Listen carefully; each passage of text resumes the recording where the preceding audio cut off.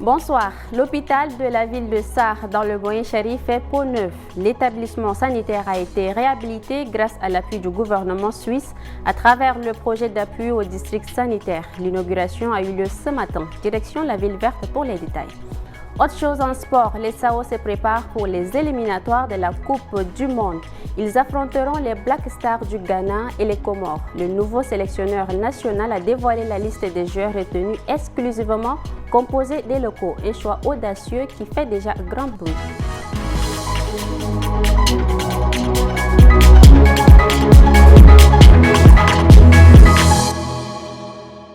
Bienvenue à tous. Le ministre de l'Aménagement du territoire, de l'Urbanisme et de l'Habitat, Mohamed Assilek Halata, a animé ce vendredi 14 mars un point de presse sur une affaire foncière qui a récemment secoué le pays. Il s'agit de l'affaire de Mohamed Deye. Habib Anguini pour plus de détails. L'affaire concerne Mohamed Deye, un homme d'environ 70 ans, qui affirme être le propriétaire légitime d'un terrain acquis en 1984. Cependant, deux autres individus revendiquent également ce terrain, prétendant posséder un titre foncier valide.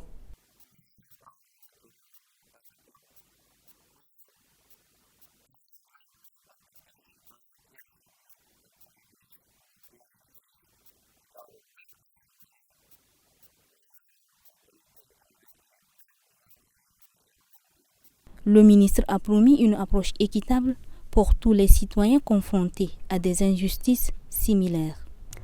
Comme je l'avais annoncé à l'entame, la population du Moyen Chari bénéficie enfin d'infrastructures hospitalières modernisées.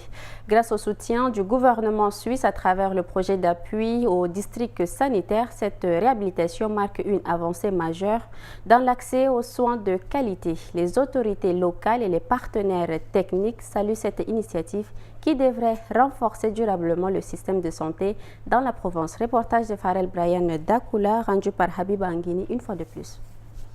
Attendue depuis longtemps par la population du Moyen Chari, cette réhabilitation marque un tournant dans l'amélioration de l'offre des soins dans la province. Ce projet, soutenu par le gouvernement suisse à travers le projet d'appui au district sanitaire, vise à renforcer durablement les infrastructures hospitalières. Le délégué général du gouvernement auprès de la province, Abderrahman Hamad Bargou, a insisté sur la nécessité d'une gestion rigoureuse des nouvelles installations pour en faire un centre de référence médicale. De son côté, le projet d'appui au district sanitaire salue l'implication des partenaires techniques et financiers, soulignant que ces investissements sont essentiels pour améliorer l'accessibilité et la qualité des soins. Nous sommes particulièrement fiers de contribuer à la modernisation de cet établissement qui permettra désormais aux habitants de Sarre et aux environs de bénéficier de services de santé adéquats aux exigences d'une prise en charge efficace. Le gouvernement tchadien a exprimé sa reconnaissance envers la Suisse, principal bailleur de fonds du projet. Je voudrais, au nom du gouvernement, vous remercier de votre mobilisation et vous demander surtout, avec la crise actuelle, je dirais mondiale, l'aide au développement va être significativement réduite. Donc il revient à nous de rendre notre système de santé résilient à travers une meilleure gouvernance du système de santé, une utilisation rationnelle des ressources et une volonté aussi.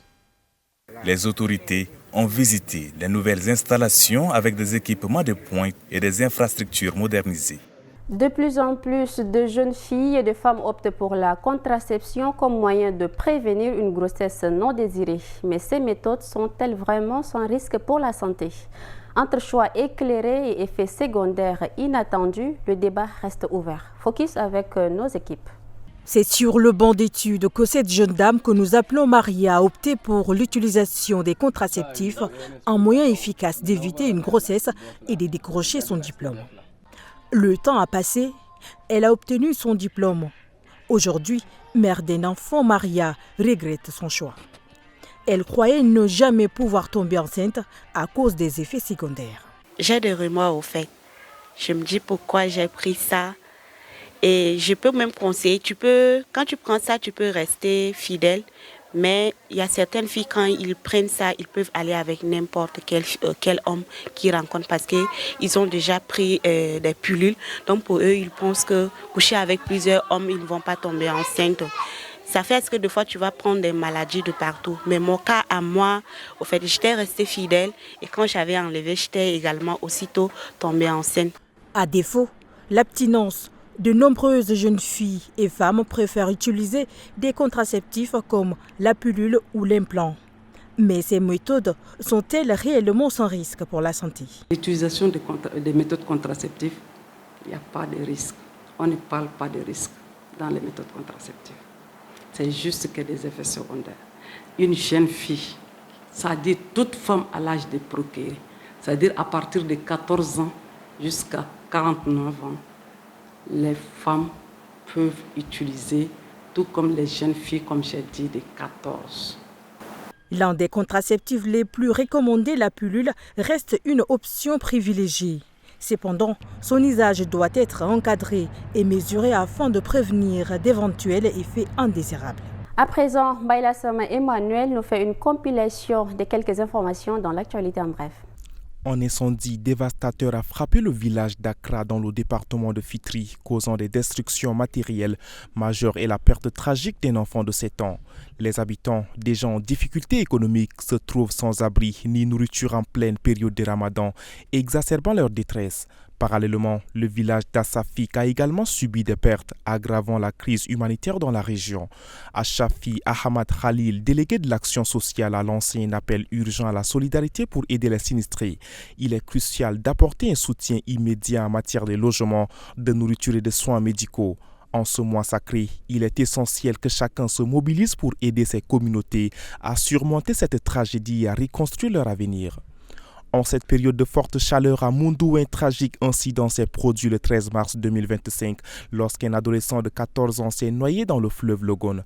Alors qu'il tentait de sauver son petit frère de la noyade, il a malheureusement disparu sous l'eau.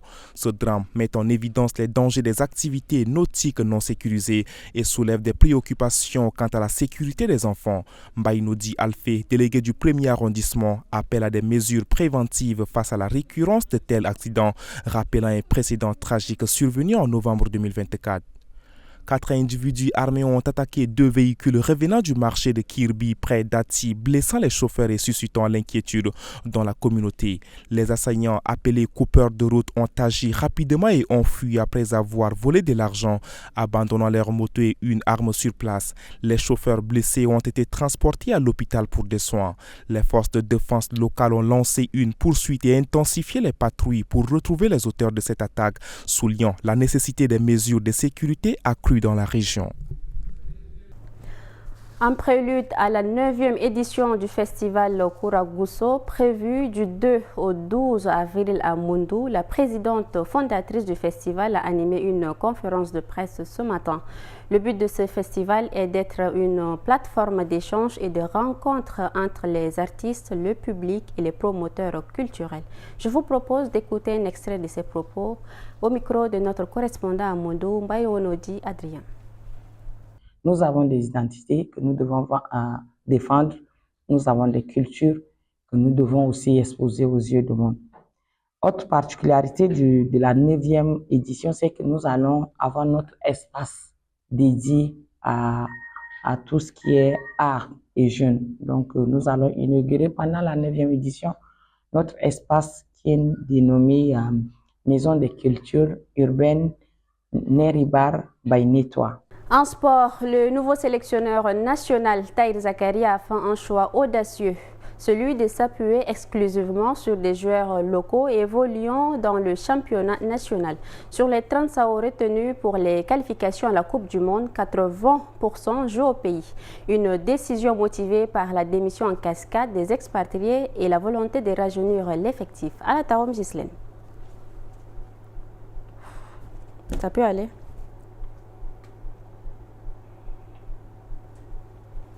C'est un choix judicieux, celui de miser uniquement sur des joueurs locaux évoluant dans le championnat national. Sur les SAO retenus par le nouveau sélectionneur national Tahir Zakaria, 90% jouent au pays. La décision du technicien de s'appuyer exclusivement sur les locaux s'explique par la démission en cascade des internationaux, mais aussi par l'objectif de rajeunir l'effectif. Cependant, le choix du coach de l'ASPECI ne fait pas l'unanimité. C'est peut-être un coup de chance s'ils arrivent à franchir les 3 étapes. Parce que la surcharge de ces équipes-là, eux, ils travaillent dans une bonne programmation. Il y a la période de compétition, il y a la période de pré-compétition, il y a la période d'affûtage, il y a la période de transition, et c'est respecté à la lettre. Ici, au niveau du pays, nous ne savons même pas est-ce que nos joueurs sont à quel niveau de programmation. Est-ce qu'ils sont à la période de compétition? Est-ce qu'ils sont à la période de pré-compétition? Est-ce qu'ils sont à la phase transitoire avant de prétendre avoir une équipe nationale? Tant qu'on ne va pas respecter la programmation annuelle de l'entraînement, ce n'est pas évident que nous fassions de bonnes performances. Les Sao joueront leur premier match de qualification à la Coupe du Monde le 21 mars contre le Ghana et le 25 contre la RCA. Et c'est ici que prend fin cette édition. Merci à vous de l'avoir suivi. Bonne suite de programme.